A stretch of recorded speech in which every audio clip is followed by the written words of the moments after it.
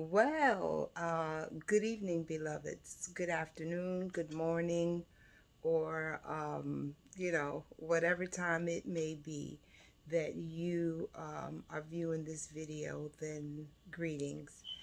I'm going to try to jump right in, and I guess you could say this is a sort of a PSA, public service announcement, on what I feel is really a serious matter, more than I wanted to type about or, um, you know, post somebody else's message or whatever. Um, it's something that I've just been hearing and hearing and hearing and hearing, and I'm really fed up with it. And I just wanted to give people a little bit of food for thought. I guess if I was gonna be preaching a sermon, I probably this is really unscripted, unrehearsed or anything. I do have several notes just because I wanted it to have some sort of format, but I just feel like an urgency to share this message, and so I'm just going to give it to you like it comes to me.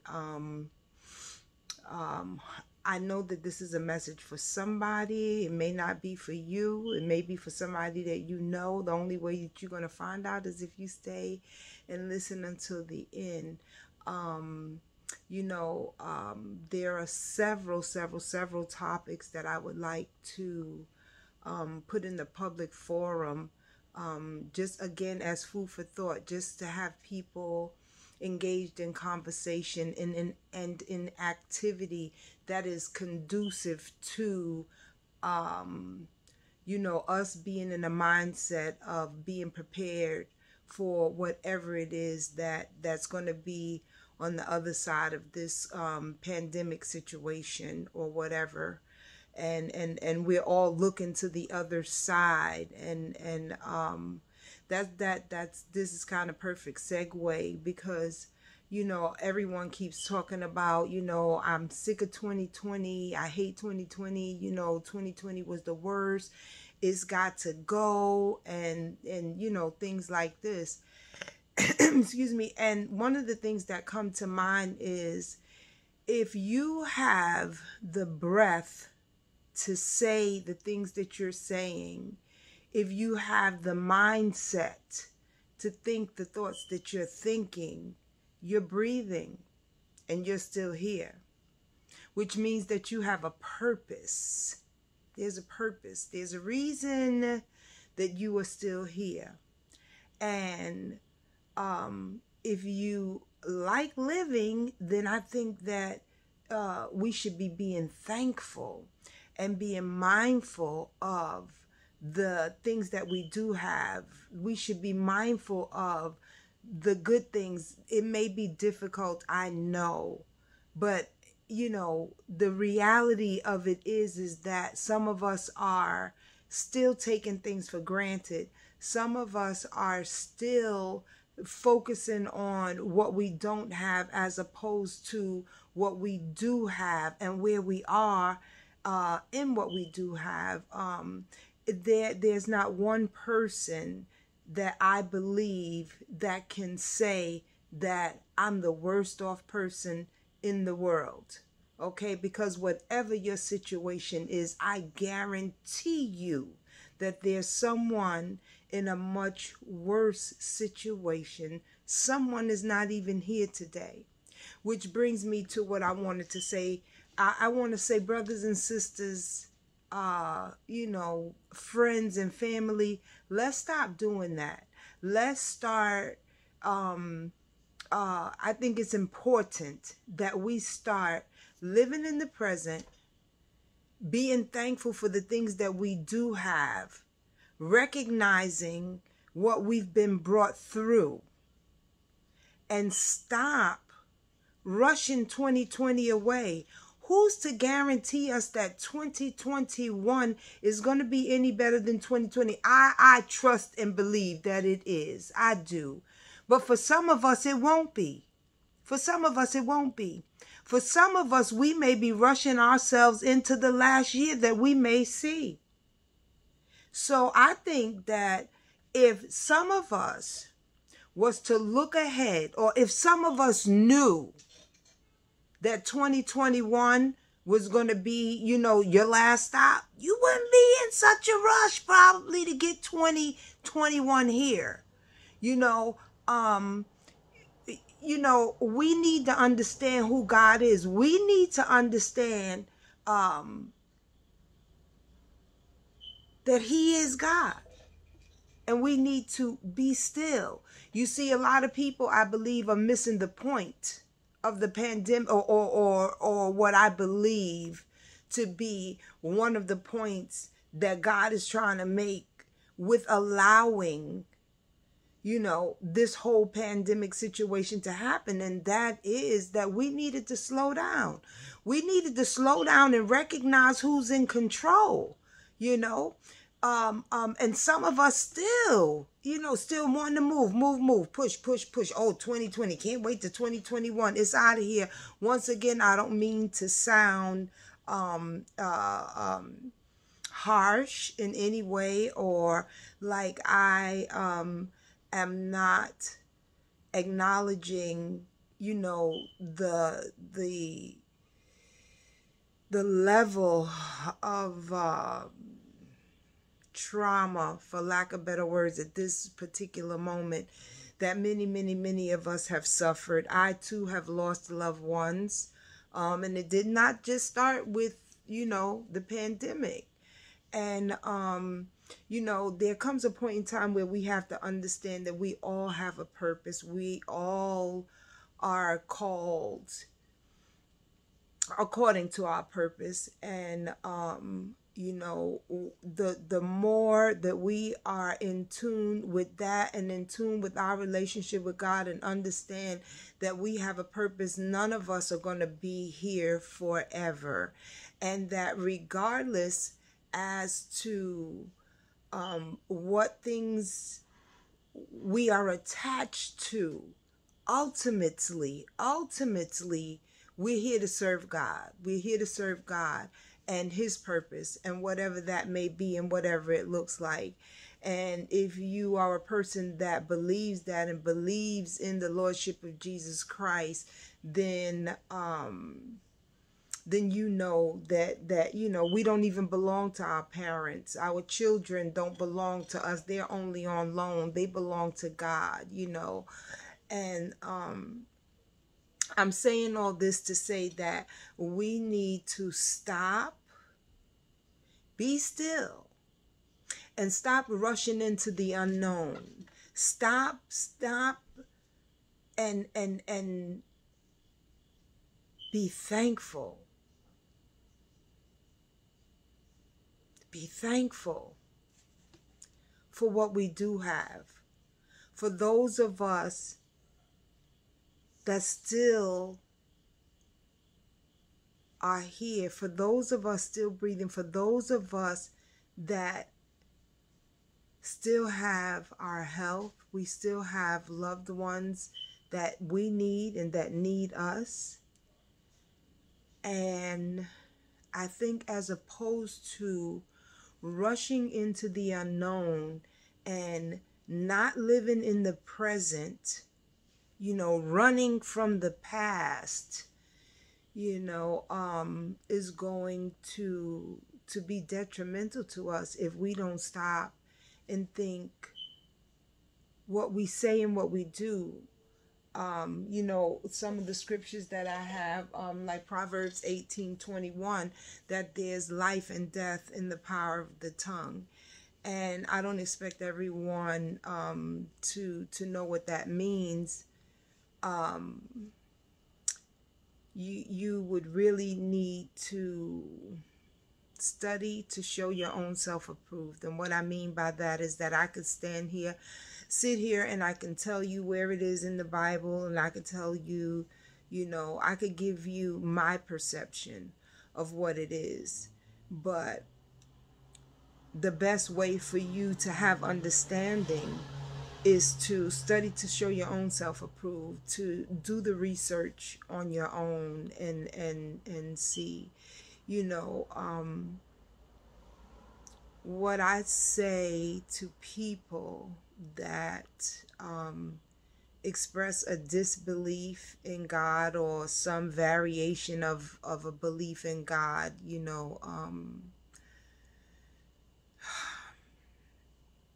is that, or that, yeah, don't believe at all. Let me put it that way. People that don't believe at all. People that don't believe at all is, if my thing is, if you've tried God and you can say to me for sure, I've tried God and God is not working for me. It has not. I've yet to meet a person, that feels that way. But if you could honestly say to me that you, don't believe in God because you've never experienced God, I would ask you first, have you tried? Have you tried? And what does that look like? What does that look like? you know, if you haven't tried God, then, don't tell me, that you don't believe. And I don't want to get into that or whatever. By the way, let me just also say that this PSA is not for confrontation. It, like I said, this message is for someone. It may not be for you. Please do not start leaving me messages about your opinions on how I feel or whatever. If you agree with me, if there's any way that I could assist you in your furthering your knowledge or something like that, then fine. I'm not going to be converted. That's not going to happen. I believe in the Lordship of Jesus Christ. I believe that Jesus is the Son of God, that he was born of a virgin mother, and that he was risen from the dead by God the Father, the one true God. That is what I believe. I will not be converted. I'm not interested in having a banter. I'm not even really putting myself out here for people to have me saying, oh, show it to me where it says this in the Bible. Show it to me. You find it in the Bible, because guess what? I studied to show my own self approved. I know that God is real, not because of what I've read, not because of what I've heard, but because how he has manifested himself in my life, the things that he's brought me to, the things that he's brought me through. I am unequivocally convinced that there is one God, the God I serve, the one who gave his only begotten son so that I will have life and have it more abundantly, that I will have everlasting life. Yep, that God, that's the one. I see, I knew this was going to happen. This is why I probably should have a script or some structure. And if I'm going to continue with these PSAs, if you will, I probably will start putting a little more structure to it or whatever. I have a lot of things that I would really love to share. I know that there are people out there that not only would like to hear some of the things that I have to say or share, but need to, and maybe are looking for. Those are the people that I am addressing right now. If you are one of those people, you are a part of my target population. Now, this part this part is for my fellow believers who have a relationship with the Lord and know and our Bible believing Christians and so on and so forth. My mother always used to say, a word to the wise is sufficient. She also, her favorite scripture was, be still and know that I am God. And I would like to talk to you for a minute from those two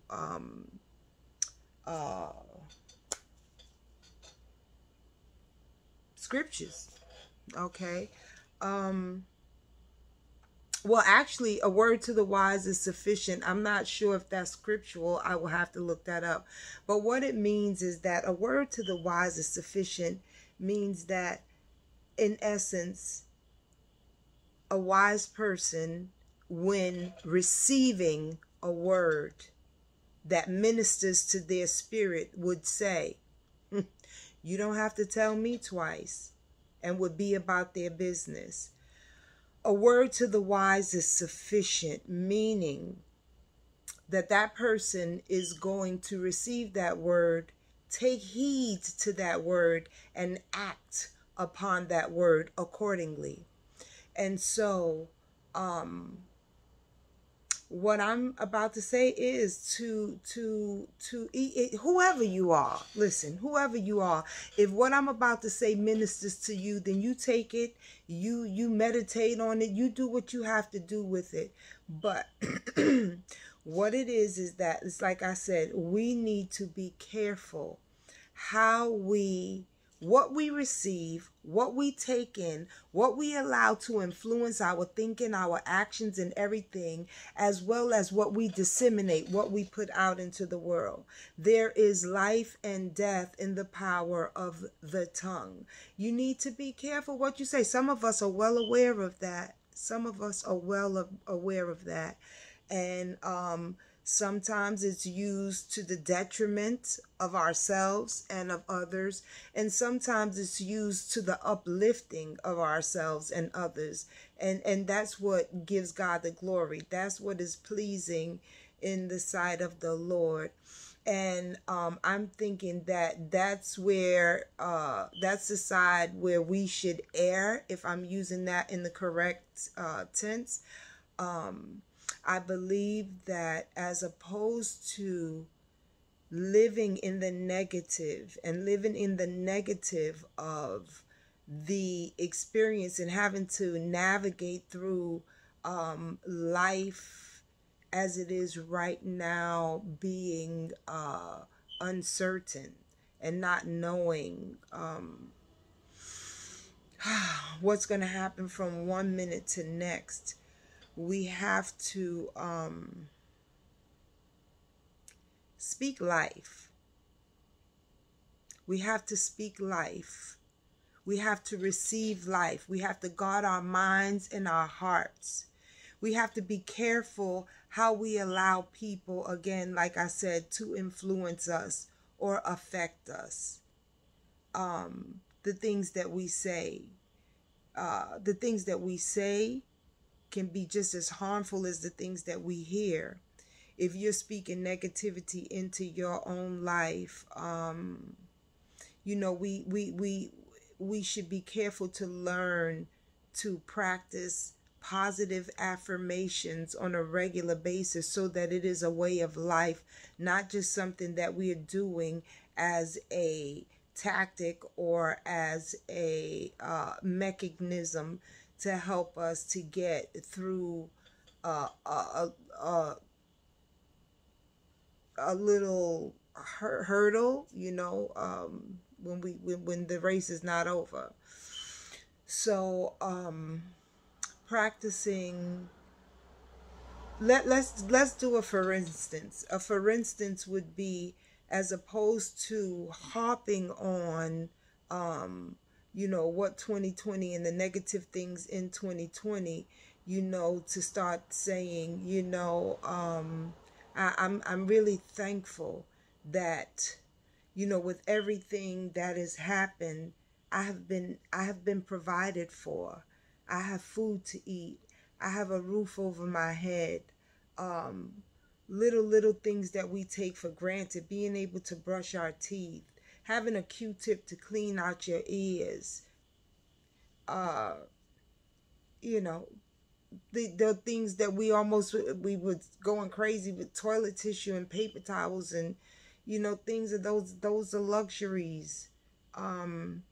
Some of us, again, these are things that people don't have. Somewhere in the world, there's somebody sleeping on the ground. Listen, right here in New York City, somewhere, someone is sleeping on the ground. Interestingly enough, I would be willing to bet that that person is just living in the moment. Living in the moment and letting tomorrow take care of itself. I don't know that that person has a bleak outlook on life or not. I don't know. The message in this video from me to you is, let's be mindful of the blessings in our lives. Let's live as if tomorrow, which is not promised, is not promised. Let's start living like we know that our time is limited and that we value every blessing in every minute of every hour of every day.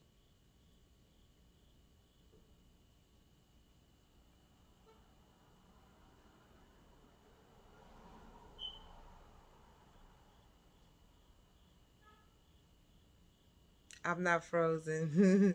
I'm just thinking. It is so imperative that we understand our power, the God-given power, God-ordained power, not just me, not just you, not just saint, but also sinner. Everyone called. We were all called. You want to answer the call? But everyone called has power and authority.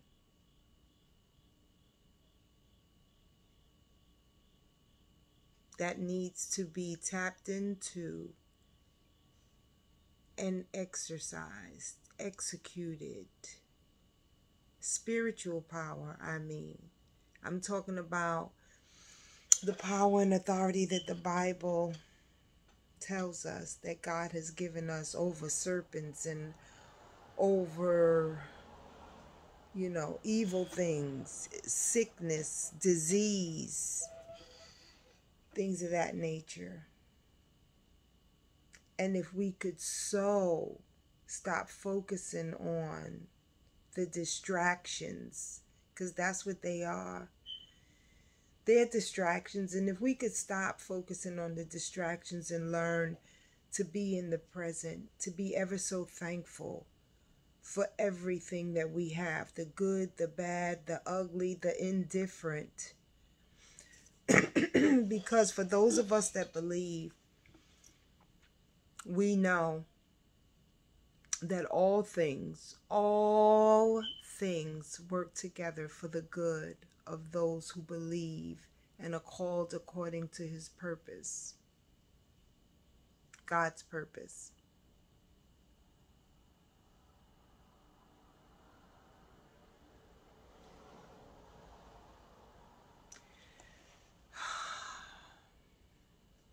I'm going to splice and dice and chop this thing up, and I'm going to edit it, and I'm going to probably give this some format, but at least I've put it out there. Please do look for my YouTube channel, yet to be titled, but it will be a conversational forum to discuss pertinent matters at hand, just sharing, staying in touch, encouraging words, resources. One of the things that I definitely am going to address and is going to be health and nutrition. It is so important right now that that is a priority for us. Maintaining good health, not just you know trying not to get sick, but again, these are things that need to be a way of life as opposed to quick remedies. And so incorporating healthy nutritional habits, dietary habits into our lives, learning how to use food as medicine, as a lot of it was intended to be. Also,